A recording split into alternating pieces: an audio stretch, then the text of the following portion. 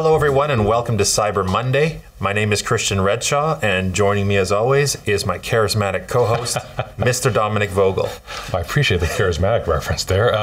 Today we have Calvin Chrustie from InterVentis Global, and you and I have chatted with Calvin before, and my God, the stories he has, I'm just so excited to be able to share his stories with our viewers. It's off the charts. I'm really looking forward to it. Let's stop talking, let's bring Calvin in, and we'll be right back. Calvin, it's really great to have you. Thanks for joining us today. Thanks very much for inviting me. Looking forward to the discussion. Yeah, so I've heard bits and pieces about your career. You've been in law enforcement, all kinds of international crazy stories that you have, really entertaining stuff in the private sector. So tell us about your career. Take us through that journey. So I spent quickly 34 years or 33 years and 70 days to be precise in the RCMP. The last 10 years, probably more relative to this particular area,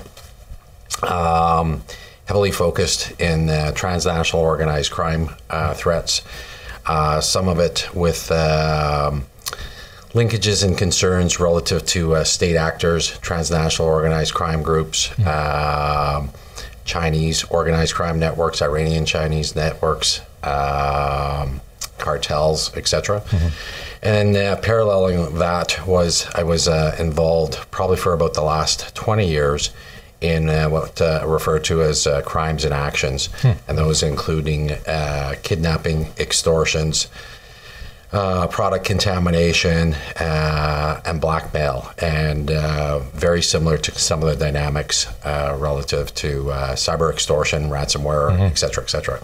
So I was also the team leader for Canada until my retirement 2 years ago for doing terrorist negotiations for ransoms, and then retired 2 years ago and joined a collective group of former colleagues of mine, guys that I had a ton of respect for, that came from a similar background, primarily connected to those involved in negotiations, ransom negotiations, and that from around the world, and currently working with that group with InterVentis Global. And we're just at this particular time looking at the inclusion more of not only the negotiations and the crisis management side in terms of services and products, but bring in a piece of the intelligence side so that we would have enhanced capabilities within our group, looking at, hey, who are the actors, who are we engaged in negotiation with and interacting with. So we're building that part into it within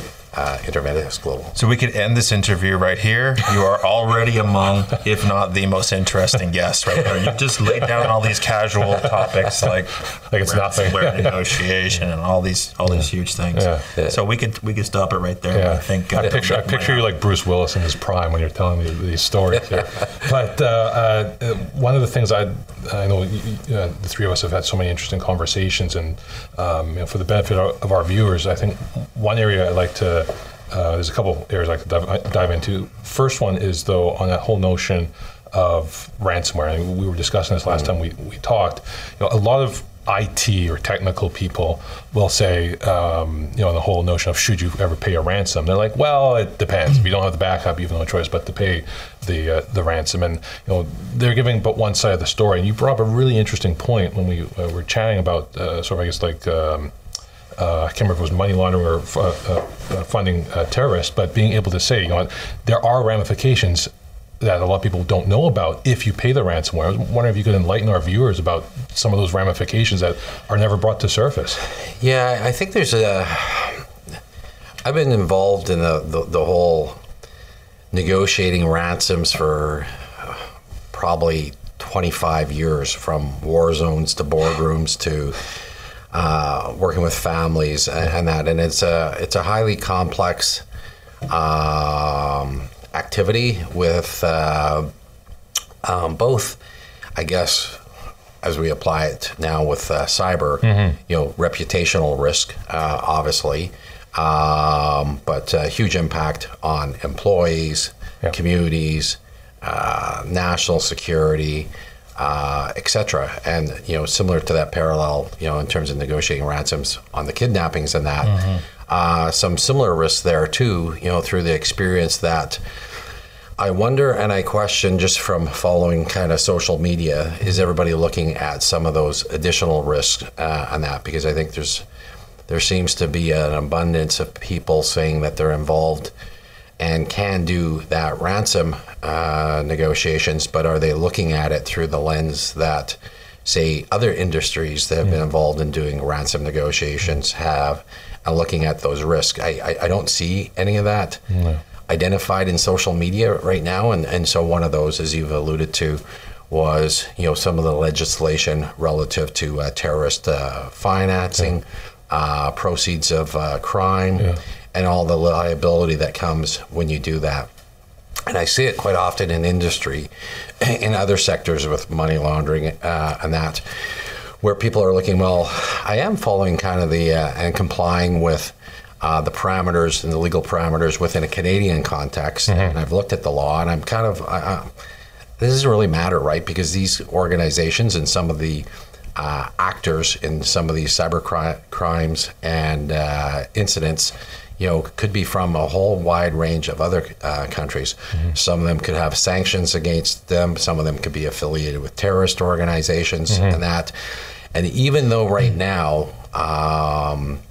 I would say that there's challenges and the risk is low to medium, I would say, that the authorities have identified historically where the money's going to. And I would say, as society and as a security intelligence institutions get more focused at cyber crime and this current threat, I think their capacity is going to increase in terms of visibility, in terms of who's behind these. And then you're going to start seeing, I would anticipate, some consequences for some non-compliance in terms of sanctions, proceeds of crime in terms of facilitating that. And that's aside from the fact of just fueling the business, which is something that is actually discussed in social media. But not to be confused, because even when I was doing terrorist negotiations, you never negotiate with a terrorist. I disagree with that, because I spent the majority of my career, a lot of time negotiating with terrorists, having conversations with them, and that. So, if you were to ask me, hey, pay or don't pay, case specific, right? There's no simple there's various answer. shades of gray there. It's not black and white. How would you define negotiation? Because when our listeners who are primarily business people, or let's say nonprofits, they would think of it in terms of negotiating a business deal or a contract or what have you. Would you say it maybe is more stalling to handle the situation? Well, in a tense, hostage or ransom type. Yeah, and it's interesting that you asked that question, because again, social media, there's a lot of marketing in the area of, hey, we do ransom negotiations. And I would just say, if somebody was on my team and every time they had a demand, they conceded and said, here's your, $500,000 or here's your $1 million for the ransom, I don't really know if that's negotiating or if that's conceding. So that's number one. And I'm not sure how you get that experience, because I know I've been doing it for 25 years, and it's a learning process. Yes. And it requires a lot of diversity in terms of strategies, tactics, and that used in it. So to your point, I would say that bargaining piece in terms of conceding or not conceding, and how much to conceding in terms of like drilling down or finding that business transaction in terms of the X amount of dollars for the data back, that's part of it. Number two is the negotiations, which I think probably understated within cybersecurity, and that's the negotiations, and it was probably the most difficult negotiations that we had,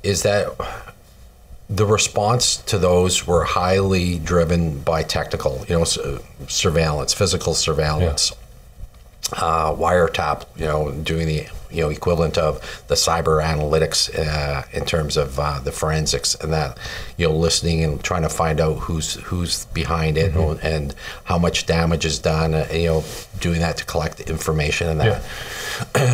But roughly at that time, I got exposed to something called crimes in action, which cyber extortions would fall into that category. And it was a model that is employed by very few people right now, but I think my anticipated level of confidence is going to get more and more applied. And I alluded to in previous conversations, Deloitte did a great article on it a number of years ago, comparing kidnapping response to cyber response. And it really came from this, I think, was they infused that response capability because it is a crisis situation with a major consideration is looking at the human element, managing the human element, and not only, as I alluded to, managing the human element with the bad actor or perpetrator, but within your team as well, because with the tech people, with the C-suite people, and managing the emotions, managing, sorry, the interactivity with that through creating proper structures, making sure the right skills and talents are there, not based on positions, but based on experience and other attributes that they have to bring to the table in terms of responding to that. So it's just infusing more and more of the response with the human element considerations and that. And I think there's lots of lessons that we've learned in other type of ransom response situations that are applicable to these. Yeah, we have just a few minutes left here, and there's a couple things that I want to get to. The first one is, can you take a minute or two and take us through an actual real life scenario of a ransom situation? What was the emotions like? How were people responding? Like, what does it look like? Well, is it like anything in the movies? Is it like Liam Neeson and Give Me Back My Son? I will find you. It is, and the emotional part, because there's so much at risk, whether it be a life or whether it be, the reputation and well-being of your corporation, the employees, your clients. I mean, there's a lot at stake, obviously, in both cases, and I don't want to compare one to the other.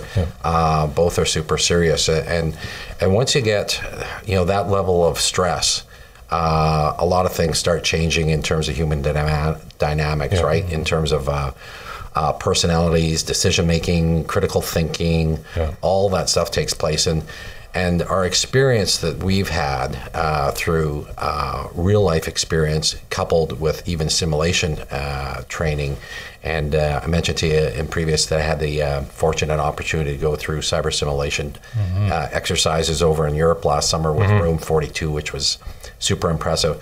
But you can just see, even through simulation, how people's anxiety, stress, decision-making behavior completely changes, right? And unless one has significant training experience or whatever, I think it's really hard if you're only hit with one of those incidents like once every 5 years or once every 10 years, right? I'm somewhat, as you've alluded to, probably maybe a little desensitized because I've been doing it for 25 years in and out of war zones, and now in boardrooms as well. Yeah, it's interesting because that's the piece that our audience is most interested in, is how does this impact businesses?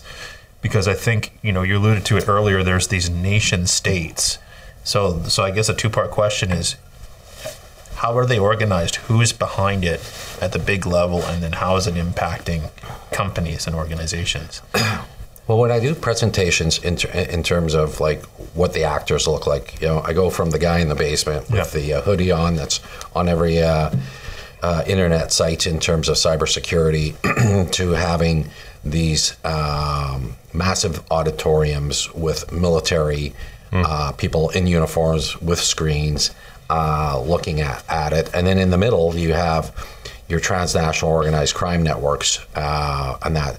So, I mean, the hoodie's easy to explain.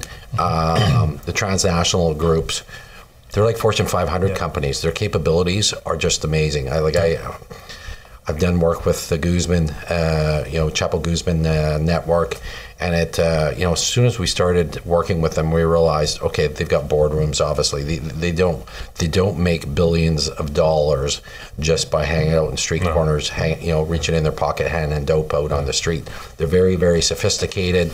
They've got transportation networks, et cetera. And I would say that, those organizations are the same organizations that are either similarly structured for security purposes and for, to be able to manage the finances that they're accumulating during their criminal activities. So I would describe them as big business. And then you got your state actors, which, are government facilitated security and intelligence agencies. And I've alluded to this in some of our conversations where, that whole concept of hybrid war or asymmetrical warfare, where it's really a conflict situation where states are not using traditional military weapons and are looking at cyber as part of it, with that coupled with, say, special operations, coupled with leveraging transnational organized crime in terms of frauds and a whole money laundering to